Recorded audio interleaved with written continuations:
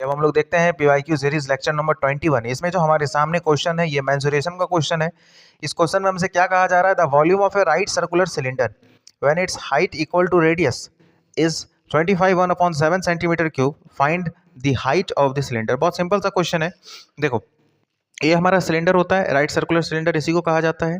इसका volume question में दिया हुआ है। क्या दिया हुआ है? इसका वॉल्यूम कितना दिया हुआ है क्वेश्चन में।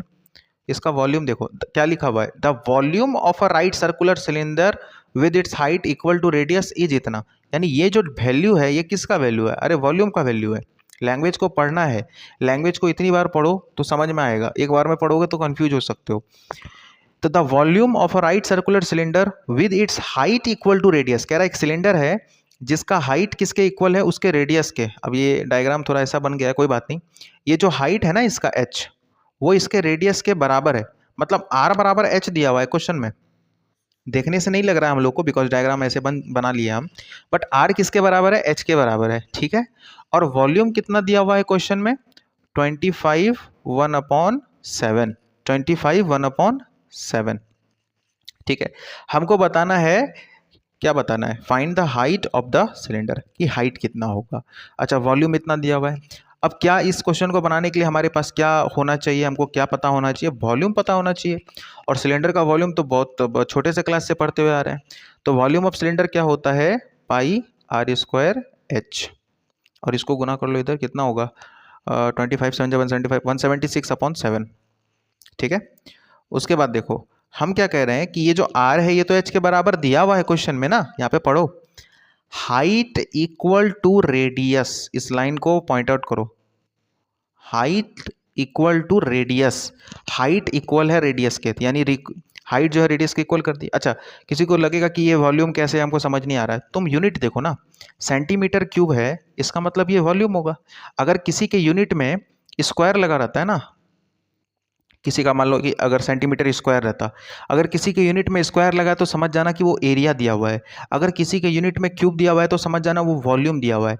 अगर किसी के क्यूब में स्क्वायर और क्यूब नहीं दिया है, सिंपल सेंटीमीटर लिखा हुआ है, या तो लेंथ ब्रेथ हाइट कुछ हो सकता है, ठीक है। ये सब चीज़ तो हम लोग यूनिट को देख के पता कर सकते हैं। तो सेंटीमीटर क्यूब है तो ऑब्वियस है कि ये वॉल्यूम दिया हुआ है, और क्वेश्चन में हाइट और रेडियस इक्वल दिया हुआ है।